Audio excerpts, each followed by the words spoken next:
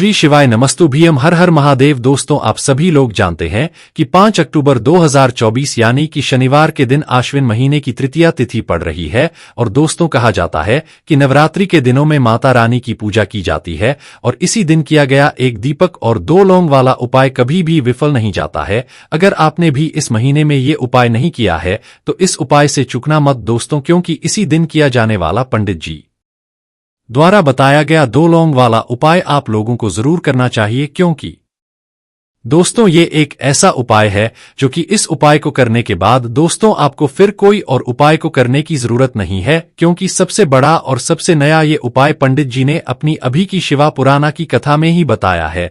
जिस उपाय को आज हम आपको बहुत अच्छे से समझाने वाले, इस वीडियो को देखने के बाद इस उपाय को समझने के लिए आपको कोई और वीडियो को देखने की जरूरत नहीं पड़ेगी। तो चलिए दोस्तों, उपाय को शुरू करते हैं। देखिए, यह दिन इतना खास होता है, इतना महत्वपूर्ण होता है। देखा गया है कभी कभी बड़े बड़े पूजा पाठ अनुष्ठान से जो मनोकामना पूर्ण नहीं होते। 5 अक्टूबर 2024 शनिवार नवरात्रि के दिन एक छोटे से उपाय करने से ही आपकी मनोकामना पूर्ण हो जाती है। और बहुत सारे इस उपाय को किया भी है और उनको इस उपाय को करने का फल भी जरूर मिला है। अगर आप लोग भी इस उपाय को शनिवार नवरात्रि के दिन करना चाहते हैं तो आप इस उपाय को पहले अच्छे से समझ लेना, सुन लेना, उसके बाद करना। आपको इस उपाय का फल जरूर मिलेगा और इस उपाय को कर लेने से आपके घर में चाहे किसी भी प्रकार की दुख और समस्या क्यों ना चल रही हो, चाहे आपको उसका कारण भी नहीं पता है कि भाई ये समस्या किस कारण से चल रही है, उसका कुछ कारण हो सकता है, जैसे पितृ दोष हो सकता है या किसी भी तरह का मंगल दोष भी हो सकता है, और भी बहुत तरह के दोष होते हैं, कुछ भी हो सकता है। पर आपको इस उपाय को करने के लिए आपको अपने दोष को पता लगाने की भी जरूरत नहीं है। बस शनिवार नवरात्रि के दिन आपको इस एक दीपक और 2 लौंग वाले उपाय को आप लोगों को कर लेना है। यह एक ऐसा उपाय है जिस उपाय को अगर किसी विशेष दिन पर किया जाए तो भाई उस दिन का जो है वह तो हमें मिलता ही मिलता है।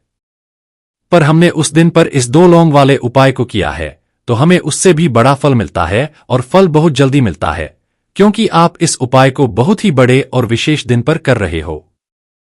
क्योंकि दोस्तों 5 अक्टूबर 2024 यानी कि शनिवार के दिन नवरात्रि तृतीया तिथि का बहुत ही ज्यादा बड़ा महत्व होता है।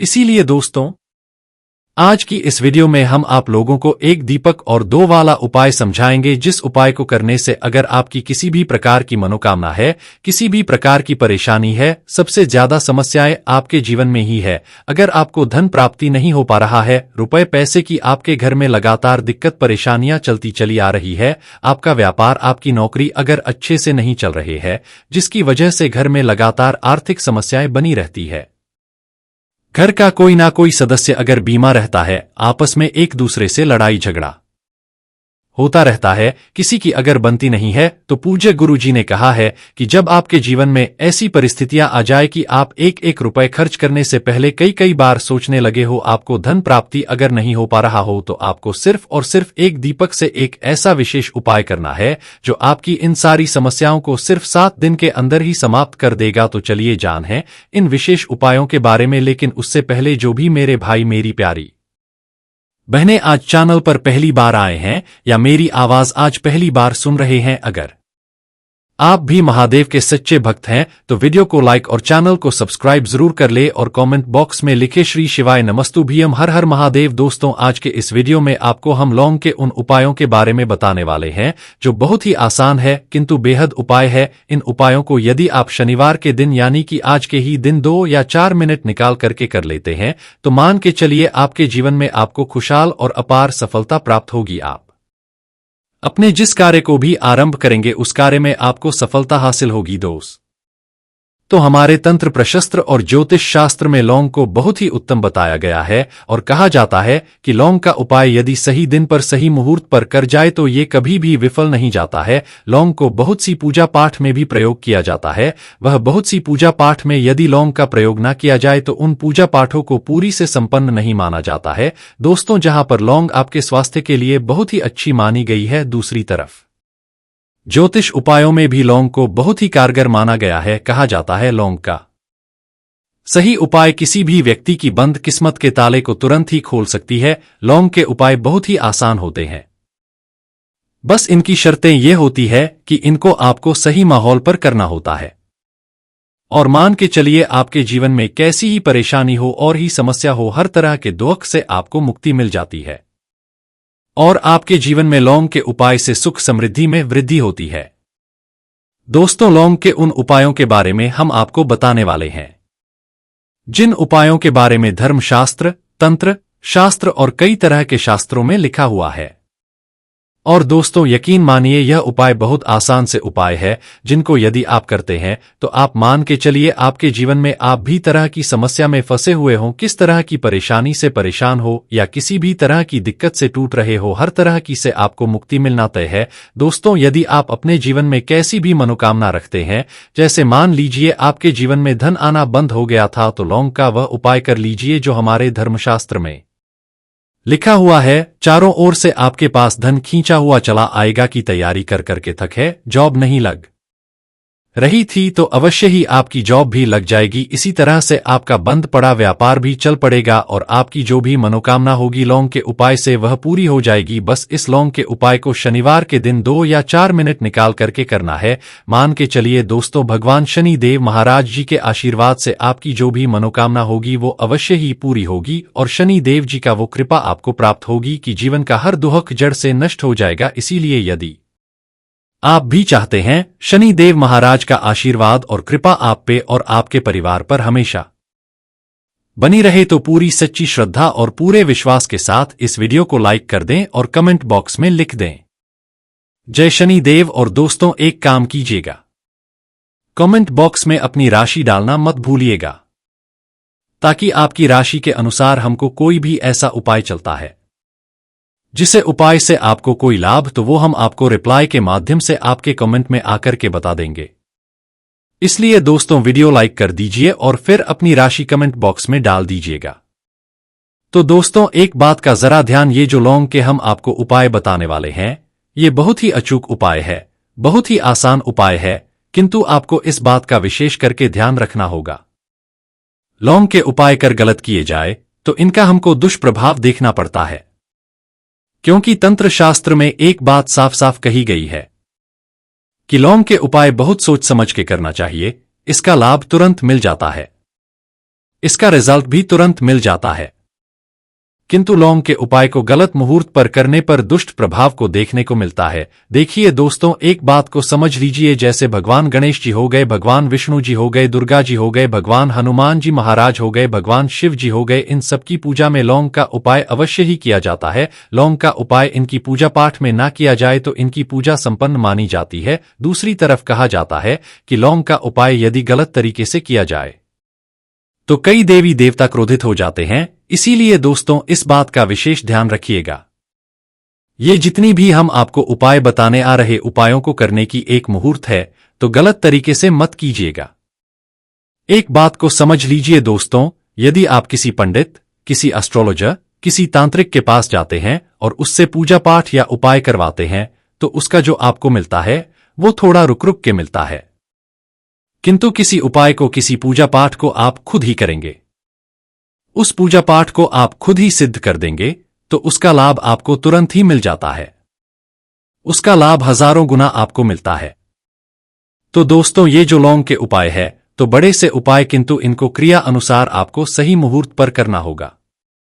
और एक बार यदि इन उपायों को आप करते हैं तो इन उपायों को करने के पश्चात आप पीछे मत देखना। इसीलिए दोस्तों, यदि आप अपने जीवन में गरीबी, परेशानी, इन सब चीजों से मुक्ति पाना चाहते हैं, इस वीडियो को बिना भगाए अंत तक अपने ही नहीं, अपने पूरे परिवार के भले के देखिएगा। चलिए दोस्तों, आपको हम एक एक करके उपायों के बारे में बताते हैं, किंतु निवेदन है आपसे कि अभी तक आपने वीडियो को लाइक नहीं किया है, लाइक कर दें। सबसे पहला उपाय जो है वो है शत्रु से मुक्ति पाने का उपाय। दोस्तों, आप भी जानते हैं कि आज का समाज ऐसा समाज जब एक सादा जीवन भी जी रहे होते हैं, तब भी आपके अड़ोसी पड़ोसी, नाते रिश्तेदार आपसे जलने लग जाते हैं और आपके खिलाफ षड्यंत्र करते हैं। आप प्लान बनाते हैं कि किस तरीके से आपको नुकसान पहुंचाते हैं। तो दोस्तों, आपको परेशान होने की जरूरत नहीं है। आपको बस यहां करना है कि लगातार 5 शनिवार किसी भी शनि मंदिर जाइए। शनि मंदिर जाने के पश्चात आपको वहां पर को बस एक दिया जलाना है, सरसों के तेल का, और उसमें बस एक डाल देना है। इतना यदि आप 5 शनिवार भी कर लेते हैं तो मान के चलिए शनि देव महाराज की वो कृपा आपको प्राप्त होगी कि जो भी शत्रु आपके पीछे पड़ा हुआ था वो कुछ भी नहीं बिगाड़ पाएगा। क्योंकि दोस्तों, जिस व्यक्ति को भी शनि महाराज जी का आशीर्वाद प्राप्त हो जाता है, मान के चलिए दोस्तों, उस व्यक्ति के लाखों शत्रु उसके पीछे खड़े हो, वह उसका कुछ भी नहीं बिगाड़ सकते। दूसरा उपाय है दोस्तों, घर से शक्तियों को समाप्त करने का ना, वो महा उपाय जो आपको हम बताना रहे हैं। तो दोस्तों, इस उपाय को बहुत ध्यान से सुनिएगा। मां आपका जो घर है उसमें नेगेटिव शक्तियां हैं, काला जादू किसी ने करवाया, बंधन करवाया है, और आप इस चीज लोंग से बहुत परेशान हो गए हैं और आप चाहते हैं इन तरीके की परेशानी से आपको मुक्ति मिल जाए। तो दोस्तों, किसी पंडित के पास जाने की जरूरत नहीं है, ये उपाय आप खुद ही कर लीजिए। और ये उपाय आपको करना है शनिवार की रात को। आपको क्या क्या लेना है, तो आप एक मिट्टी का बर्तन चाहे पीतल का बर्तन ले लीजिए, परंतु लोहे का मत लीजिएगा, ठीक है। अब आपको क्या करना है, 11 लौंग, 5 कपूर, 2 इलायची। हम फिर से रिपीट कर देना दोस्तों, 11 लौंग, 5 कपूर और 2 इलायची को जलाना है। इसका धुआं पूरे घर में दिखाना है। जब 11 लौंग, 5 कपूर और 2 इलायची की पूरी रख बन जाए, जल के इस राख को किसी डिब्बे में रख लीजिए। डिब्बे में रखने के पश्चात आपको प्रतिदिन थोड़ी थोड़ी सी इस राख है और 1 लोटे जल की इसका चिंता जो है घर के मुख्य द्वार पर रख देना है। यदि आपने यह कर दिया तो आपके घर पर जो भी नेगेटिव शक्तियों का था वो हमेशा हमेशा के लिए समाप्त हो जाएगा। और मान के चलिए शनिदेव जी के आशीर्वाद से आपके घर की बरकत भी होगी, उन्नति भी होगी। तीसरा उपाय जो हम आपको बताने आ रहे हैं, ये एक ऐसा उपाय है जिससे आपको हर तरह के कष्ट से मुक्ति मिल जाएगी। मान लीजिए दोस्तों, आपको किसी ने धर लिया है जिसका आप इलाज करा करा के थक गए, परंतु उसका आपको लाभ नहीं मिल रहा है। आप बहुत परेशान हैं, तनाव ने घेर लिया है, दिक्कतें आपके सामने खड़ी हुई है। तो इसमें आपकी कौन मदद कर सकता है? तो इसमें किसी की आपको मदद चाहिए, वो है भगवान भोलेनाथ, देवों के देव महादेव। बिल्कुल सही सुना आप लोगों ने। यह उपाय यदि आपने कर लिया जो आपको हम बताने आ रहे हैं, तो देवों के देव महादेव का आपको आशीर्वाद। किंतु उपाय को करने के लिए आपको लगातार 5 सप्ताह शनिवार के दिन किसी भी शिव मंदिर होगा और 5 सप्ताह तक आप तामसिक भोजन नहीं कर सकते हैं। तामसिक भोजन का मतलब है शराब, मदिरा, धूम्रपान। इस पूजा को एक तरीके से तपस्या माना जाता है। जिस व्यक्ति ने भी किया है उसका शरीर स्वस्थ हो गया है, उसको रोगों से मुक्ति मिल गई है और उसके जीवन में हर तरह की परेशानियां जो होती है वो समाप्त हो जाती। तो आपको बस यही करना है कि शनिवार को नहाना है, धोना है। नहाने धोने के बाद 2 लौंग लेनी है और किसी भी शिव मंदिर जाना है और इस 2 लौंग को भगवान शिव जी को उत्तर की तरफ खड़े होकर के अर्पित कर देना है। और वहां पर आपको ओम नमः शिवाय का जाप 1008 बार करना है, क्योंकि 1008 हो गया, 108 हो गया, ये भगवान जी का प्रिय नंबर है। इतना यदि आपने कर ही दिया तो मान के चलिए दोस्तों, उपाय करने के पश्चात आपको महादेव का वो कृपा प्राप्त होगी, वो प्राप्त होगा कि आप रोग मुक्त हो जाएंगे। आपके तनाव, परेशानी, दिक्कतों से जो आप जूझ रहे थे, आप इनसे मुक्त हो जाएंगे। तो दोस्तों, इस बात पर कमेंट बॉक्स में लिख दें हर हर महादेव। और अभी तक आपने वीडियो को लाइक नहीं किया है, वीडियो को लाइक कर दें। अब दोस्तों, मान लीजिए आप क्या पहले व्यापार चल रहा था, फिर व्यापार चलते बंद हो गया, ठप पड़ गया और आप इस चीज से बहुत परेशान हैं, तो इसमें एक बहुत आसान सा उपाय बताया गया है। तो आप एक बात को ध्यान रखिएगा, जो व्यापार में हमको किसी की सहायता चाहिए, किसी देवता की जरूरत पड़ती है, वो भगवान गणेश जी का आपको आशीर्वाद मिल जाए तो आपके जीवन में आपका व्यापार भी अच्छा चलेगा और आप बहुत ही उन्नति करेंगे अपने व्यापार के साथ। तो बस यही करना है कि बुधवार के दिन गणेश भगवान जी के मंदिर जाना है। गणेश भगवान जी के समक्ष आपको गाय के दूध से बना हुआ घी का दीपक जलाना है। ये किसी भी बुधवार को कर सकते हैं। और आपको एक लाल पोटली लेकर के जानी है। लाल पोटली में आपको गिन के 21 लौंग लेकर जानी है और 11 कपूर लेकर के जानी है और वो गणेश भगवान जी के दाएं चरणों से छुआ देना है को आपको लेकर के आना है। उन्हें दुकान में मिट्टी के बर्तन में या पीतल के बर्तन में इसको जलाना है और इसका पूरा धुआं पूरी दुकान में दिखाना है। जिससे आपकी दुकान में जो नजर लगी थी, बाधाएं थी, बंधन था, वो समाप्त हो जाएगा। इसी की राख का छींटा आपको लगातार 2 हफ्ते मतलब 14 दिन लगातार गंगाजल से अपनी दुकान के प्रवेश द्वार पर मारना है। इतना यदि आपने कर दिया तो गणेश भगवान जी के आशीर्वाद से आपका बंद पड़ा व्यापार, आपका ठप व्यापार चल और दोस्तों आप लोग बहुत ही उन्नति करेंगे। आखिरी उपाय है धन प्राप्ति का महा उपाय, और यह जो भी व्यक्ति करता है उसको माता लक्ष्मी जी का वो वरदान और वो आशीर्वाद मिलता है, जिसके पश्चात उसके जीवन में धन बंधी सारी परेशानियां समाप्त हो जाती है।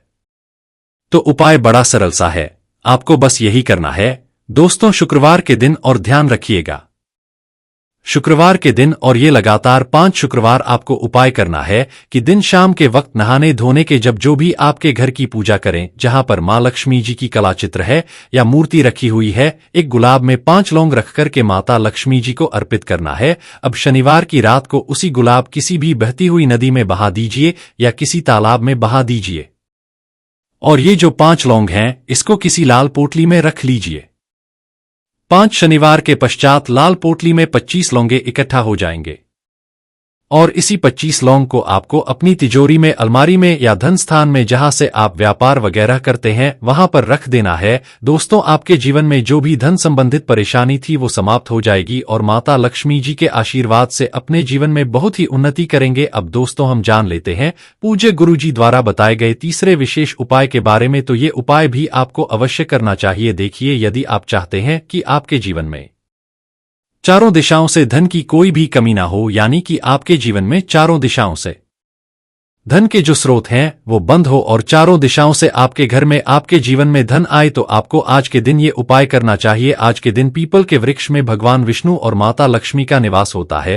पीपल के वृक्ष में देखिए आपको एक चौमुखी दीपक लेना है। आप माटी का दीपक भी ले सकते हैं और आटे का दीपक भी आप बना सकते हैं। देखिए, दीपक के अंदर आपको 4 बातियों का प्रयोग करना है। साथ ही साथ दीपक में आपको घी का प्रयोग करना है। घी आपके पास नहीं है तो आप तिल के तेल का प्रयोग भी कर सकते हैं, और साथ में आपको एक चुटकी हल्दी भी लेनी होगी। अब देखो, ये जो चौमुखी दीपक है आपको पीपल के वृक्ष के वहां पर लेकर के पहुंच जाना है। देखिए, ये जो दीपक है आपको माता लक्ष्मी के निमित्त प्रज्वलित करना है, इसलिए आपको महालक्ष्मी इस मंत्र का वहां पर 108 बार जाप करना है। पीपल के वृक्ष के वहां पर यह जो चौमुखी दीपक है आपको उत्तर दिशा और अपना मुख करके प्रज्वलित करना है।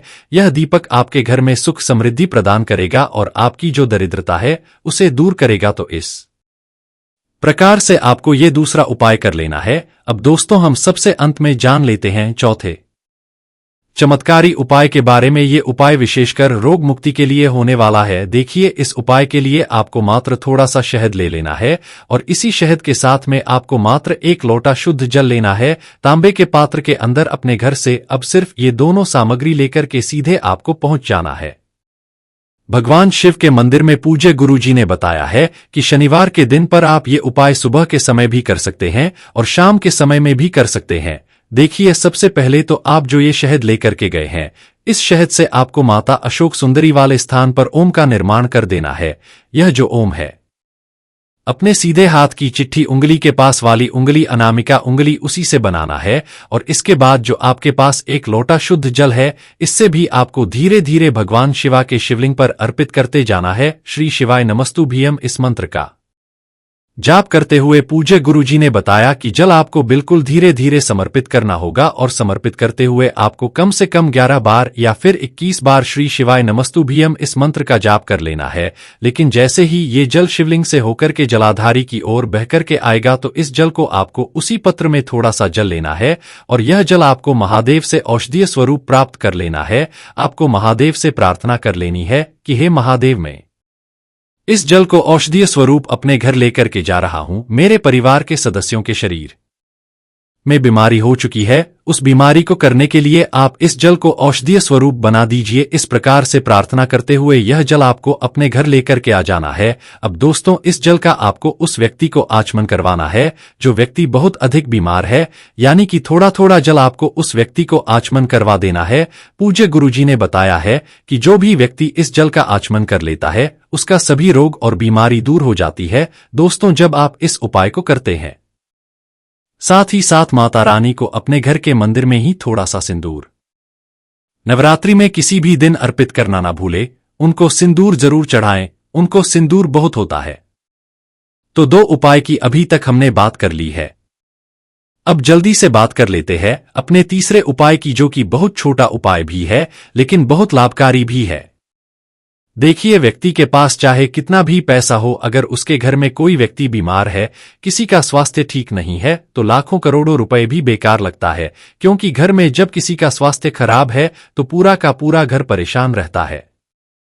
हर व्यक्ति चाहता है कि उसके घर में कभी बीमारियां प्रवेश ना करें, कभी घर में कोई बीमार ना रहे है, ना हम चाहते हैं, आप भी चाहते हैं, और यह बिल्कुल सच भी है, क्योंकि जब घर में सभी लोग स्वस्थ होते हैं, ना तो थोड़ा भी पैसा होगा, ना उसमें भी इंसान सुखी रहता है, उसके घर में सुख समृद्धि बढ़ती है।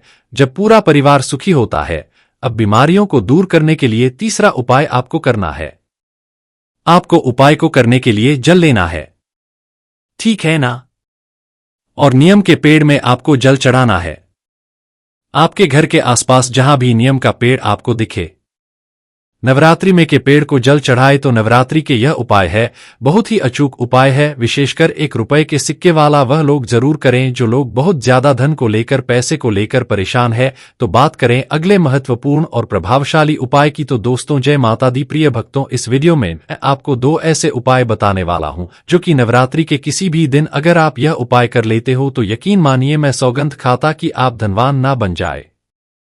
तो मुझे बताना अगर आप नवरात्रि के दिनों में यह उपाय कर लेते हो। वीडियो पूरा देखने पर ही लाभ की प्राप्ति हो सकती है, इसलिए इस वीडियो को पूरा देखें। इस वीडियो में हम आपको ऐसे पेड़ बताएंगे जिन्हें छूने मात्र से आपकी गरीबी दूर हो जाएगी और घर में यह चीज लाने पर मां लक्ष्मी की आप पर ऐसी कृपा होगी अगर आप नवरात्रि के दिनों यह चीज अपने घर में ले आते हो। क्योंकि दोस्तों इस बार साल 2024 में मां दुर्गा पालकी पर सवार होकर आ चुकी है, यानी कि दोस्तों माता रानी जब पालकी पर सवार होकर आती है तो इसे शुभ नहीं माना जाता है। ज्योतिष शास्त्र के अनुसार देवी जब पालकी पर सवार होकर आती है तो समाज और राजनीति में बड़ी उथल पुथल होती है। और मान्यताओं के अनुसार अगर शारदीय नवरात्रि पर यदि माता दुर्गा पालकी पर नहीं बल्कि हाथी पर सवार होकर आती है तो मान्यता है कि माता दुर्गा का हाथी पर सवार होकर आना बहुत ही शुभ और कल्याणकारी माना जाता है। जीवन सुखमय हो जाता है और दोस्तों भक्ति का भरपूर लाभ भक्तजनों को मिलता है, दिल में सुकून मिलता है, माता वैष्णव भरपूर आशीर्वाद देती है। दोस्तों इस बार नवरात्रि पूरे 9 दिनों तक चलेगी, यानी 9 दिनों तक नवरात्रि का पर्व मनाया जाएगा, ना एक भी दिन कम ना एक भी दिन ज्यादा, पूरे 9 दिनों तक चलेगी। माता वैष्णव की पूजा, मां शेरावाली की विशेष रूप से पूजा आराधना की जाएगी। शारदीय का पहला व्रत 3 अक्टूबर गुरुवार को रखा जाएगा और अंतिम व्रत 11 अक्टूबर बुधवार के दिन रखा जाएगा। और दोस्तों 11 अक्टूबर को कन्या पूजन किया जाएगा, जो कि इस दिन नवरात्रि समाप्त हो जाएंगे। आपको बता दें इस बार घट स्थापना का शुभ मुहूर्त सुबह 6:14 से सुबह 7:21 तक रहेगा। घट स्थापना की अवधि 6 मिनट की है। घट स्थापना का अभिजीत मुहूर्त सुबह 11:45 से दोपहर 12:33 तक रहेगा। दोस्तों चलिए अब जानते हैं नवरात्रि में कौन कौन सी सब्जी नहीं खाना चाहिए और कौन कौन सी सब्जी खाना चाहिए और कौन सा फल खाने से व्रत टूट जाता है। उससे पहले दोस्तों जान लेते हैं शारदीय नवरात्रि क्यों मनाई जाती है। दोस्तों शारदीय नवरात्रि मनाने के पीछे एक पौराणिक कहानी है कि मां दुर्गा ने महिषासुरा नामक राक्षस का वध किया था और ऐसा माना जाता कि वहां महिषासुरा नाम का एक राक्षस था, उसे भगवान ब्रह्मा ने अमृता का वरदान दिया था और इस आशीर्वाद के कारण महिषासुरा पृथ्वी से लेकर स्वर्ग तक सभी को परेशान करने लगा। ऐसे में सभी देवी देवता उसके अत्याचारों से चिंतित होकर ब्रह्मा, विष्णु और महेश के पास जाते हैं। तब दोस्तों तीनों देवताओं ने आदिशक्ति का आह्वान किया। तब दोस्तों भगवान शिव जी, भगवान विष्णु जी और अन्य देवताओं के क्रोध के कारण उनके मुख से एक ज्योति प्रकट हुई और वह ज्योति एक स्त्री में बदल गई। इस तरह आदि शक्ति प्रकट हुई। इसके बाद अन्य देवताओं ने उन्हें अस्त्र शस्त्र प्रदान किए। तब मां दुर्गा ने महिषासुरा को चुनौती दी और 9 दिनों तक युद्ध चलने के बाद 10वें दिन मां ने महिषासुरा का वध कर दिया। ऐसा माना जाता है कि इन 9 दिनों के दौरान देवी मां ने 9 रूप धारण किए और राक्षसों का वध किया। इसी कारण से इसे 9 दिनों तक नवरात्रि के रूप में मनाया जाता है। और आपको बता दें कि शास्त्रों में नवरात्रि का विशेष माना गया है। दोस्तों ऐसा माना जाता है कि 9 दिनों तक चलने वाले नवरात्रि के दौरान व्यक्ति मानसिक और शारीरिक रूप से मजबूत होता है, मनुष्य की आध्यात्मिक शक्ति बढ़ती जाती है। इस प्रकार लोग इच्छा, क्रोध, अहंकार, ईर्ष्या, लोभ आदि से मुक्त हो जाते हैं और उनका मन और शरीर शुद्ध हो जाता है और उनकी बुद्धि स्वाभाविक रूप से काम करने लगती है। आइए जानते हैं नवरात्रि में क्या खाए और क्या नहीं खाए और क्या पीना चाहिए और कौन सा फल खाना विशेष और शुभकारी माना गया है। आज हम विस्तार से बताएंगे, लेकिन आगे बढ़ने से पहले कमेंट बॉक्स में अपनी राशि जरूर डाल दीजिएगा। यदि भक्तों हमारे पास आपकी राशि के अनुसार कोई उपाय होगा तो वह आकर हम आपके कमेंट का रिप्लाई में बता देंगे ताकि आपको राशि के अनुसार फल प्राप्त हो। दोस्तों, राशि के अनुसार किया गया कार्य बहुत ही शुभ माना जाता है और माता रानी बहुत प्रसन्न होती है। और दोस्तों, आपसे निवेदन है कि कमेंट में माता रानी आपका स्वागत है हमारे घर में जरूर लिखें ताकि माता रानी का आशीर्वाद आपके ऊपर सदा बना रहे हैं। वीडियो आपको अच्छी लगे तो लाइक करना ना भूले। भक्तों, शास्त्रों के अनुसार बताए गए व्रत चाहे किसी भी प्रकार के क्यों ना हो, उनसे जुड़े नियम का पालन करना अति आवश्यक माना जाता है, क्योंकि भक्तों जो मन के मुताबिक किया जाए वह संघर्ष नहीं कहलाता। कहा जाता है कि मनोकामना को पूर्ण करने के लिए थोड़ा सा संघर्ष यानी कि तपस्या तो करनी ही पड़ती है। इसीलिए दोस्तों, ऐसी मान्यता है कि व्रत को पूर्ण विधि विधान से किया जाना चाहिए, तब आपको व्रत का लाभ फल प्राप्त होता है। अति उत्तम और शीघ्र दीर्घायु वरदान प्राप्त होता है। आपकी सभी मनोकामनाएं शीघ्र माता रानी पूर्ण करती है। ऐसे व्यक्ति को मरने के बाद माता रानी के चरणों में स्थान मिलता है। वह सदैव मां की सेवा करता है और ऐसा भक्त स्वर्ग लोक में जाता है।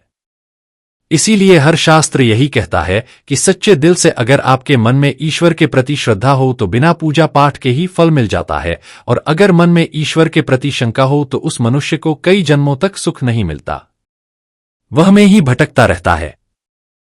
भागवत गीता में भगवान श्री कृष्ण जी ने स्वयं कहा था, भक्तों, जो मनुष्य सच्चे हृदय से ईश्वर को पुकारता है तो उसका नाता उस शक्ति से जुड़ जाता है जिसे आपने सच्चे हृदय से पुकारा था। इसलिए दोस्तों, भगवान भी कहते हैं कि सच्चे हृदय से ही ईश्वर को पुकारो तो वह आपकी हर मनोकामना को करते हैं। भक्तों, कई लोग ऐसे हैं जो भगवान के सामने घंटों पूजा पाठ करते हैं तथा रोते हैं, फिर भी भगवान उनकी कभी नहीं सुनता। दरअसल जब आप सच्चे मन से ईश्वर को पुकारते ही नहीं है तो भला वह आपकी पुकार कैसे सुनेंगे। दोस्तों, यह तो थी वह बातें जो भक्त और भगवान के बीच की है। अब हम जानते हैं नवरात्रों के दौरान क्या नहीं खाना चाहिए और क्या नहीं पीना चाहिए और कौन सा फल खाने से व्रत और सफल हो जाता है। दोस्तों, हमारे चैनल वास्तविक जानकारी को सब्सक्राइब जरूर करें और इस बेल आइकन को दबाना ना भूलें। तो आइए शुरू करते हैं। दोस्तों, आपको बता दें, भूलकर भी नवरात्रि के दिनों में पानी पूरी कभी मत खाना, क्योंकि इस दिन कभी कभी बीच में शुक्रवार पड़ जाता है और शुक्रवार को मां संतोषी का वार कहा जाता है। माता संतोषी खट्टी चीज खाने वाले व्यक्ति से हमेशा क्रोधित रहती है, नाराज रहती, क्योंकि नवरात्रों में माता संतोषी जागृत अवस्था में हो जाती है। और भक्तों, आपको बता दें कि माता संतोषी की शक्ति नवरात्रों में कई करोड़ गुना बढ़ जाती है। और नवरात्रों में जब शुक्रवार पड़ जाए तो इमली नहीं खाना चाहिए। माता संतोषी रुष्ट हो सकती है, आपको दंड दे सकती है। नींबू नहीं खाना चाहिए। वैसे तो नवरात्रि के व्रत में नींबू खा लेना चाहिए, पर अगर शुक्रवार हो तो माता संतोषी के क्रोध से बचने के लिए नींबू नहीं खाना है। इस दिन नींबू का करना चाहिए। अब दोस्तों, आपको यह भी बता दें कि त्रिनवरात्रि में पानी पूरी क्यों नहीं खानी चाहिए, क्योंकि उसमें लहसुन, प्याज होता है और खट्टा भी होता है जो व्रत को भंग कर सकता है, पाप लग सकता है। अगर आत्र नवरात्रि या शुक्रवार को खट्टा नहीं कहते हैं तो माता संतोषी आपको धन धान्य से मालामाल कर देती है, आपके घर में अपना आवास बना लेती है। 2 बार शुक्रवार के दिन नवरात्रों के दिनों में इस चीज का त्याग करना चाहिए, पालन करना चाहिए। नवरात्रों में लहसुन, प्याज और खट्टा फिर चाहे आपने नहीं रखा है, फिर भी आपको शुक्रवार के दिन या अन्य दिनों में लहसुन, प्याज नहीं खाना चाहिए। भक्ति नवरात्रि के दिन अगर आपने व्रत रखा है तो यह फल जरूर खाने चाहिए। दोस्तों, आपको बता दें कि शास्त्रों में बताया जाता है कि भगवान के भोग में सेब आदि जरूर अर्पित किया जाता है। अगर आपका व्रत है तो आपको उसे जरूर खाना चाहिए। केला, पपीता, तरबूज और मीठे अंगूर जरूर खाना चाहिए।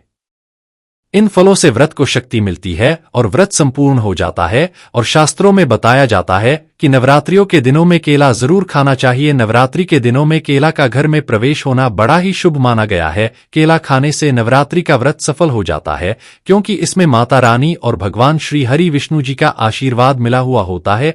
नवरात्रि के दौरान से जो भी खाता है उसे दुखों का सामना नहीं करना पड़ता है। केला आपको खाना चाहिए। माता लक्ष्मी प्रसन्न होती है और आशीर्वाद देती है। दोस्तों, आपको बता दें कि नवरात्रों में तेल की तली हुई हरी मिर्च खा सकते हैं, लेकिन कम मात्रा में खाना है। व्रत के दौरान ज्यादा तीखा नहीं खाना चाहिए। भक्तों, व्रत में तीखा खाने से व्रतधारी की जो पेट की आंतें होती है उसमें जख्म हो सकते हैं। क्योंकि इस दौरान हम व्रत का पालन करते हैं तो हमारे पेट में कुछ नहीं होता है। इसीलिए हल्का खाना खाना सर्वोपरि है और उत्तम माना जाता है। व्रतधारी को रसीले आलू अवश्य खाना चाहिए। इससे हमारे शरीर में ऊर्जा की भरपूर जरूरत होती है, पूरी हो जाती है। आप आलू का पानी पी सकते हैं। रसीले आलू जरूर खाना चाहिए। दोस्तों, नवरात्रों में भिंडी की सब्जी जरूर खाना चाहिए, क्योंकि दोस्तों में कई ऐसे पोषक तत्व होते हैं जो हमारी हड्डियों को मजबूत बनाते हैं। तथा नवरात्र में बैंगन की सब्जी जरूर खाना, लेकिन याद रहे जब नवरात्रि में सोमवार पड़ जाए तो बैंगन की सब्जी मत खाना, पाप लगेगा। नवरात्रि में सब्जी में हरा धनिया जरूर डालना चाहिए। हरे धनिये से भी व्रतधारी को पोषक तत्व मिलते हैं। नवरात्रों में हरा धनिया अवश्य खाएं। इससे भक्तों जो शुगर लेवल होगा वह कम हो जाएगा। और नवरात्रों में रिफाइंड का तेल और सरसों का तेल भूलकर भी व्रत के दौरान नहीं खाना चाहिए। मूंगफली का तेल और देसी घी और गोले का तेल खाना अच्छा माना जाता है। और दोस्तों, नवरात्रों में व्रतधारी को डिब्बा बंद लस्सी, डिब्बा बंद जूस नहीं पीना चाहिए। उसमें कई केमिकल मिले होते हैं जिसके कारण आपका व्रत टूट सकता है। जब भी आप फलों का जूस पिए तो याद रखें उसमें नमक डालें, नहीं तो व्रत टूट जाएगा। साथ ही साथ जूस में बर्फ भी नहीं डालना चाहिए। दोस्तों, आपको फलों का सादा जूस पीने से व्रत सफल होता है। दोस्तों, नवरात्रि के दौरान सिंघाड़े का आटा या कुत्तराम में कीड़े वगैरह पड़ जाते हैं, जिसके कारण आपका व्रत टूट सकता है। क्योंकि यह छोटे छोटे कीड़े हमें दिखाई नहीं देते और आपके मुंह तक पहुंचाते हैं। ऐसा खाना मतलब कीड़े मकोड़ों का मांस खाने के बराबर माना गया है। दोस्तों, नवरात्रि के दौरान आप शाम के समय खाने में दही ले सकते हैं और आलू वगैरह खा सकते हैं। आलू के चिप्स खा सकते हैं, साबूदाने की टिकिया बनाकर खा सकते हैं और साबूदाने की खिचड़ी खा सकते हैं। आलू के पापड़ भी खा सकते हैं। दोस्तों, शारदीय रात्रि के दौरान आप दूध पी सकते हैं जो आपको ताकत देगा। चाय वगैरह भी पी सकते हैं। साथ ही साथ यह भी जानिए माता रानी को 3 चीजें कभी अर्पित मत करना, इससे माता रानी क्रोधित हो जाती है। ऐसे में अगर आप नवरात्रि की रात यह एक चीज अगर दिखाई दे जाए तो समझो माता रानी आपसे प्रसन्न है। जानिए सब कुछ इस वीडियो में। दोस्तों, धर्मशास्त्रों के अनुसार शारदीय नवरात्रि का पर्व बहुत ही शुभ और अत्यंत दुर्लभ एवं मंगलकारी और धन संपदा प्राप्त करने वाला महापर्व और धन वैभव कीर्ति यश प्राप्त वाला महाविशेष उत्सव माना जाता है। दोस्तों, माता रानी हमारे जीवन के सभी कष्टों को दूर करती है, हमारे घर में धन की वर्षा करती है। इसीलिए सच्चे दिल से कमेंट बॉक्स में मां को अवश्य याद करें। कमेंट बॉक्स में लिखे माता रानी की जय और माता रानी के लिए एक लाइक अवश्य करें और हमारे चैनल को जरूर सब्सक्राइब करें। तो चलिए शुरू करते हैं। सबसे पहले अपनी राशि कमेंट बॉक्स में जरूर डाल दीजिएगा। यदि आपकी राशि के अनुसार हमारे पास कोई उपाय होगा तो वह आकर हम आपके कमेंट का रिप्लाई में बता देंगे। सबसे पहले जानते हैं माता रानी को ऐसा क्या नहीं चढ़ाना चाहिए जिससे मां नाराज ना हो। देखिए, एक बार हमने गलती से माता रानी को यह चीज चढ़ा दी थी, तब हमें माता के क्रोध का सामना करना पड़ा था। इसीलिए शारदीय नवरात्रि पर आप ऐसी गलती मत करना। शास्त्रों के अनुसार माता रानी को प्रसन्न करना इतना आसान नहीं होता और जो व्यक्ति माता रानी को प्रसन्न कर लेते हैं तो वह व्यक्ति अचल संपत्ति के मालिक बन जाते हैं। उसके ऊपर लक्ष्मी की कृपा बड़ी जोरों शोरों से बरसती है। कई पीढ़ियों से जो गरीबी भोग रहे होते हैं, यदि माता रानी शारदीय नवरात्रि पर प्रसन्न हो जाए तो 7 जन्मों तक की गरीबी मिट जाती है। धन वैभव से घर भर जाता है। उत्तम जीवन साथी तथा धन संपदा के साथ यश कीर्ति वैभव सौभाग्यशाली जीवन, सभी कष्टों से राहत, बीमारियों से राहत मात्र माता रानी के पूजन से समाप्त हो जाती है।